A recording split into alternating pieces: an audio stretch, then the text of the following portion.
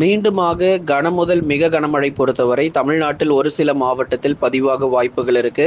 எந்தெந்த மாவட்டத்தில் இந்த கனமுதல் மிக கனமழை பதிவாகும், எங்கெல்லாம் மிதமான மழை மட்டுமே இருக்கும் அப்படிங்கிற தெளிவான தகவலோட இன்றைக்கு நம்ம பார்க்கலாம். ஏன்னா பலரும் தொடர்ந்து கேட்டிருந்தீங்க மழை வாய்ப்புகள் எப்பொழுது அதிகரிக்கும் அப்படின்னு சொல்லி. ஏற்கனவே நம்ம தேதிகள் சொல்லியிருந்தோம். 25ஆம் தேதி இரவு முதல் ஆரம்பித்து அதுக்கப்புறம் 26, 27 மற்றும் 28ஆம் தேதிகள் வரைக்கும் நமக்கு மழை வாய்ப்புகள் இருக்கும். இந்த ஜூன் முடியும் போது மீண்டுமாக நமக்கு மழை தீவிரம் இருக்கும் அப்படிங்கிற தகவல் ஏற்கனவே அறிவிக்கப்பட்டது. அதே போலதான் இப்போ மறுபடியும் நமக்கு மழை வாய்ப்புகள் மேற்கு தொடர்ச்சியில நம்ம பார்க்க போகிறோம். அதாவது இது குறிப்பிட்ட ஒரு 5 மாவட்டங்கள் அல்லது ஒரு 4 மாவட்டங்கள் தான். தமிழ்நாட்டில் எத்தனையோ மாவட்டங்கள் இருந்தாலும் ஒரு 10% மட்டுமே நமக்கு மழை பொழிவுங்கிறது சில இடத்துல பதிவாக போகுது.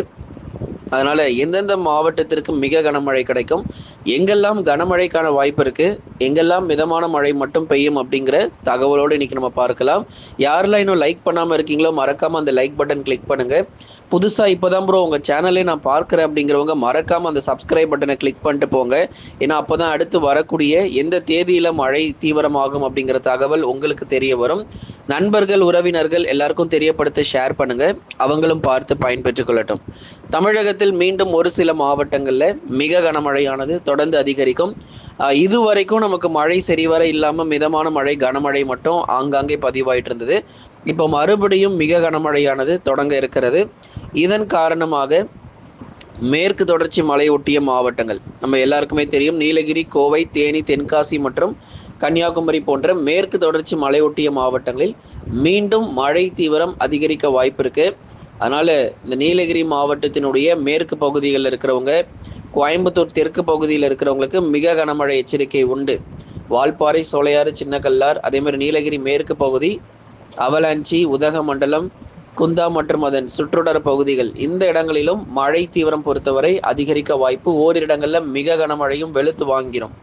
ஆகவே மேற்கு தொடர்ச்சி மலையொட்டிய மாவட்டத்தில் இருக்கக்கூடிய அந்த மேற்கு பகுதியில் இருக்கிறவங்க கொஞ்சம் உஷாராக இருந்துக்கோங்க. தமிழக கேரள எல்லையோர பகுதிகள் முழுவதுமாகவே கனமழை தீவிரமாக வாய்ப்பு இருக்கு. தேனி மற்றும் தென்காசியிலும் அவ்வப்போது கனமழையானது பதிவாகிட்டு போகும்.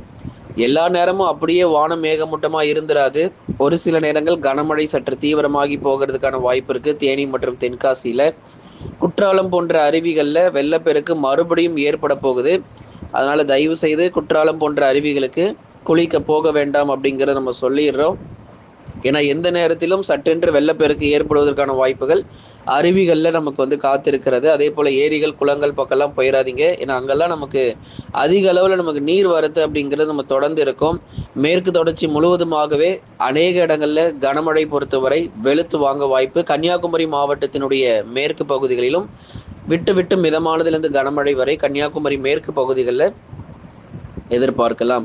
அடுத்து வரக்கூடிய 48 மணி நேரத்திற்கு இந்த மழை பொறுத்தவரை தொடர்ந்து நீடிக்க போகுது. மிக கனமழை சொல்லியிருந்தோம் இல்லையா, இந்த கனமுதல் மிக கனமழைங்கிறது அடுத்து வரும் 48 மணி நேரம், அதாவது 2 நாட்கள், ஜூன் 28, 29 வரைக்குமே கூட பரவலாக நமக்கு மழை பொழிவு அப்படிங்கிறது மேற்கு தொடர்ச்சியில் தொடர்ந்து பதிவாகக்கூடும். சரி, மற்ற மாவட்டங்கள் என்னதாங்க ஆச்சு? மேற்கு தொடர்ச்சியில் நமக்கு எப்பொழுதுமே மழை இருக்கதான் செய்யும் தென்மேற்கு பருவமழையில். ஆனால் மற்ற மாவட்டங்களில் வெயில் தானே வருகிறது, பெருசாக எதுவுமே மழையே பார்க்க முடியல அப்படின்னு சிலர் சொல்லியிருந்தீங்க. வட தமிழக கடலோரம் மற்றும் உள் மாவட்டங்களில் ஒரு சில பகுதிகளில் மிதமான மழை பொறுத்த வரைக்கும் பதிவாக வாய்ப்பு இருக்கு. வேலூர், திருப்பத்தூர், ராணிப்பேட்டை, திருவண்ணாமலை, சேலம், நாமக்கல், கரூர், திருப்பூர், ஈரோடு, கிருஷ்ணகிரி மற்றும் தருமபுரி போன்ற மாவட்டத்தில் ஒரே நேரத்தில் இந்த உள் மாவட்டங்கள் முழுவதுமாக மழை கிடைக்காது. ஒவ்வொரு நாளும் பகுதியாக தான் நமக்கு மழை இருக்கும். ஜூன் 30க்குள்ளே பெரும்பாலான பகுதிகளில் கண்டிப்பாக நமக்கு மழை பெய்யும். வட தமிழக உள் மாவட்டங்களில் பகுதியாக ஒரு சில இடங்களில் மட்டும் மிதமான மழையாக எதிர்பாருங்க. ஆங்காங்கே மட்டுமே நமக்கு மழை பொழிவு இருக்கும். எல்லா இடங்களுக்கும் கனமழை தீவிரம் ஆக வாய்ப்பு இல்லை. அதே போலதான் கடலோர மாவட்டங்கள் சென்னை, திருவள்ளூர், காஞ்சிபுரம், செங்கல்பட்டுல அவ்வப்போது இரவு நேரத்துல, பகல் நேரத்துல இல்ல, இரவு நேரத்துல மிதமான மழை அடுத்து வரும் 2 நாட்கள்ல பதிவாக வாய்ப்பு இருக்கு. பகுதியாகவே இருக்கும். கடலூர், விழுப்புரம், புதுச்சேரி மற்றும் காரைக்கால், கள்ளக்குறிச்சியிலும் பகுதியாகவே மிதமான மழை பொறுத்தவரை எதிர்பார்க்க முடியும். அடுத்ததாக டெல்டா மற்றும் தென் மாவட்டங்களில் மழை பொழிவு குறித்து பேசலாம். ஏன்னா பொதுவாக வட தமிழ்நாட்டில் நிறைய இடங்கள்ல இனி வரும் நாட்களில் மிதமான மழைக்கான வாய்ப்பு இருக்கு. அதே போலவே டெல்டா மற்றும் தென் மாவட்டத்தில் மழை பெய்யுமா என்று கேட்டால், டெல்டா மாவட்டங்கள் தஞ்சாவூர், திருவாரூர், நாகப்பட்டினம், அரியலூர், பெரம்பலூர், திருச்சி மற்றும் புதுக்கோட்டையில் பெரும்பாலான பகுதிகளில் வானம் ஓரளவு மேகமூட்டமும் பகலில் வெயில் மட்டுமே காணப்படும். பெரிதளவில் மழை வாய்ப்புகள் டெல்டா மாவட்டத்தில் கிடையாது. ஒரு லேசான மழை, மிதமான மழை மட்டும் அவ்வப்போது பகுதியாக இருக்கும். தென் மாவட்டத்தில் குறிப்பிட்ட சில இடங்கள் தான். உதாரணமாக திண்டுக்கல்லுடைய மேற்கு பகுதி, விருதுநகர் மேற்கு பகுதி, திருநெல்வேலியினுடைய மேற்கு பகுதி. அப்போனா திண்டுக்கல் மேற்கு பகுதி என்று சொல்லும்போது கொடைக்கானல் மற்றும் அதன் சுற்றுவட்டார பகுதிகள், விருதுநகருடைய மேற்கு பகுதி ஸ்ரீவில்லிபுத்தூர், ராஜபாளையம் போன்ற இடங்கள், திருநெல்வேலியினுடைய மேற்கு பகுதி ஆலங்குளம், அம்பாசமுத்திரம், சேரன் மகாதேவி மற்றும் அதன் சுற்றுவட்டார பகுதிகள். இந்த இடங்களுக்கு அவ்வப்போது மிதமான மழைக்கான வாய்ப்பு இருக்கு. தென் மாவட்டத்தில் மேற்கு தொடர்ச்சி மலை ஒட்டிய இருக்கக்கூடிய தென் மாவட்ட பகுதிகளுக்கு மட்டுமே மழை வாய்ப்புகள் காத்திருக்கு. மற்றபடி ராமநாதபுரம், தூத்துக்குடி, திருநெல்வேலி, சிவகங்கை போன்ற மாவட்டங்களில் வானம் ஓரளவு மேகமூட்டமும் பகுதியாக மட்டுமே ஏதேனும் சில இடங்களில் மிதமான மழையானது எதிர்பார்க்க முடியும். விட்டு விட்டு அவ்வப்போது மழை பொழிவு நமக்கு பெய்யாம கிடையாது. ஏற்கனவே கடந்த சில நாட்களாக தென் மாவட்டத்தில் பரவலான கனமழை பதிவாகியிருக்கு. அவ்வப்போது மட்டுமே நமக்கு மழை பொழிவு பொறுத்தவரை ஆங்காங்கே அதிகரித்து வருகிற நம்ம பார்க்கிறோம். எப்படி இருந்தாலும் இந்த ஜூன் 30க்குள்ள தமிழ்நாடு முழுவதும் பெரும்பாலான மாவட்டங்களில் மழையே இது வரைக்கும் எங்கள் ஊரில் வரலன்னு சொல்கிற மாவட்டங்களிலும் பரவலாக நமக்கு மழை பெய்வதற்கான வாய்ப்புகள் இருக்கும். ஆகவே பொதுவாக வானம் ஓரளவு மேகமூட்டமாக டெல்டா மற்றும் தென் மாவட்டத்தில் காணப்பட்டாலும் பகுதியாக மிதமான மழையானது தொடர்ந்து நீடிக்கும். மேட்டூருக்கு வரக்கூடிய நீரின் அளவு, ஏன்னா கர்நாடக பகுதிகளில் பெய்து வரக்கூடிய மிக கனமழையின் காரணமாக ஏற்கனவே 25,000 கன அடிக்கு மேலே நமக்கு நீர் திறப்பு அப்படிங்கிறது உறுதியாகி இருக்கிறது. இன்னும் வரும் நாட்களில் 50,000 கன அடிக்கு மேலே நீர் திறப்பாங்க. ஆனால் இதெல்லாம் ரொம்ப கம்மி. அடுத்த மாதத்தில் 1,00,000 கன அடி வரைக்கும் நீர் திறப்பு இருக்கலாம் என்ற எதிர்பார்ப்பு. ஏன்னா 2 அணையுமே கிட்டத்தட்ட ரொம்பியாச்சு. கபினி ஆகட்டும், கிருஷ்ணசாகர் ஆகட்டும், ரெண்டுமே நமக்கு நிரம்பி இருக்கக்கூடிய ஒரு சூழ்நிலை தான். அதனால் இதே போலவே மழை தொடர்ந்து நீடித்தது அப்படின்னா கண்டிப்பாக 1,00,000 கன அடிக்கு மேலே நீர் திறப்பு அப்படிங்கிறது கர்நாடகாவிலேருந்து இருக்கும். அதே போல் மேட்டூரிலிருந்தும் அதே அளவு தான் இருக்க போகுது.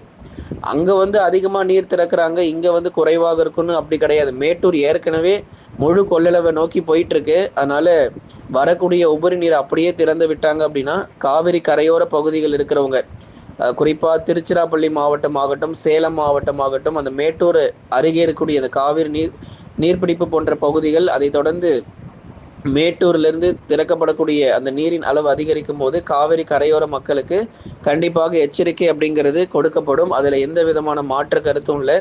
தயவு செய்து டெல்டா மக்கள் இப்போ இந்த இடத்துல இருக்கிறவங்க கொஞ்சம் உஷாராகவே இருந்துக்கோங்க. எந்த நேரத்திலும் நீர் திறப்பு அப்படிங்கிறது அதிகரிக்கலாம் அப்படிங்கிற தகவல் ஏற்கனவே நம்ம சொல்லி கொண்டு இருக்கிறோம்.